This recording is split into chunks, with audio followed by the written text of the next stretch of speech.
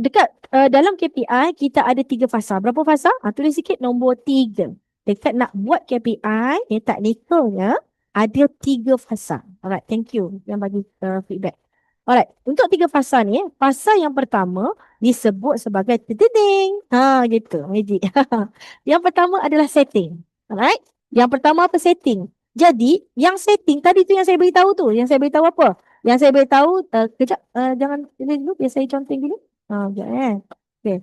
Okay, so, bila cakap setting ni bermaksud apa? Ingat tak saya buat segitiga VISTO tadi tu? VISTO tu kan, visionary, strategic, tactical, operational kan? So, siapa yang kena ada KPI dah faham kan? Ada KPI semua orang dan dia bersifat top to down. Top to down. Maksudnya, asas KPI ni adalah dia saling berkait-kait tau. Bukannya terasing-asing. Ni special. Ni nak faham pasal KPI. Dan bila kita cakap tentang KPI, kita kena setting dulu. Nombor satu adalah company punya KPI. Lepas tu baru pergi ke siapa? HOD. Lepas tu baru pergi kepada tim kita lah. Leader dan tim lah sebagainya. Maksud semua orang ada KPI. Tak boleh lari. Mana nak lari? Mana kau nak sembunyi? Tak boleh. Sebab apa? Sebab semua orang ada 10 KPI. Simple benda tu. Senang kan? Tak adalah 20, 30 mengarut kau. 5 sikit sangat. Tak boleh. So kita kena ada KPI tu dan KPI tu ada dia punya kategori-kategori lah. Tapi saya tak ni sebab masa menceburi kita. Jadi saya beritahu ini KPI top to down. Dan yang paling penting sekali adalah ada satu terms yang saya nak terang kepada you all. Dia memudahkan untuk kita beri indikator. Kan level kita tahu ni level kan. Level kita sihat ke? Sangat cemerlang ke, sederhana ataupun sangat tak cemerlang, kita guna 3 color. So KPI ni boleh buat 3 rating ataupun 5 rating, terpulang. Of course yang terbaik 5, tapi kalau masa awal saya tak ada KPI lagi nak, mula dengan 3 rating boleh. Yang kita ada template, kita guna 3 rating je dulu. Nanti yang DIY. Masa tak masuk kelas pun, you boleh buat insyaAllah. Okay, so,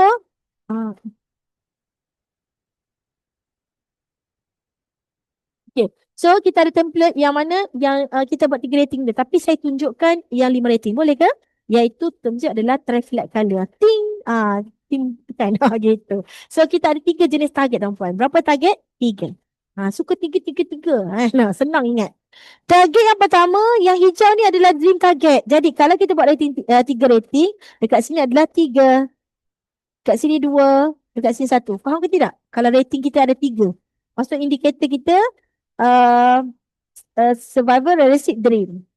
Okay. Fasa yang kedua adalah implementation. Tersasul lah aku. Apa maksud implementation? Dekat sini simple je. Kan? Implementation ni adalah action plan tuan-puan. Ini yang banyak orang buat KPI salah. Dah ada KPI, siapa yang ada KPI, you tengok balik semula. Dah ada dah, puas awal, saya dah ada KPI dah. Okay. Yang kedua, ada tak action plan? Action plan ni adalah macam mana cara you nak capai KPI tu. Yang disebut sebagai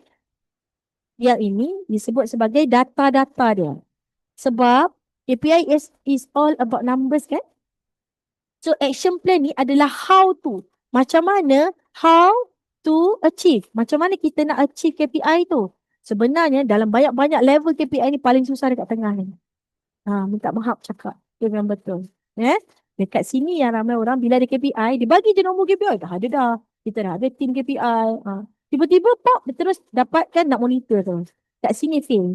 Macam mana tadi buat strategic planning, buat dah roadmap dah ada semua, pop, kau terus pergi ke KPI. Tak boleh. Bila you all skip, kan, macam anak-anak lah, merangkak, tiba-tiba tak duduk, terus berlari. Contohnya lah, tak macam tu lah kan. Boleh. Tapi itu special case lah.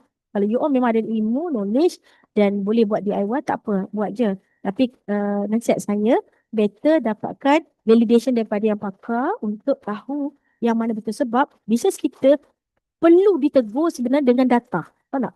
Kita punya bisnes ni perlu ditegur dengan data, numbers dan fakta. Performance kita, indikator kita. Ceritanya, kita nak membina satu sistem KPI yang nak menjadi ukuran tu yang cabarannya. Sebab tu untuk KPI dulu saya buat kelas, tengok orang tak faham lah. Tak mau faham. Jadi hari ni saya bagi orang faham.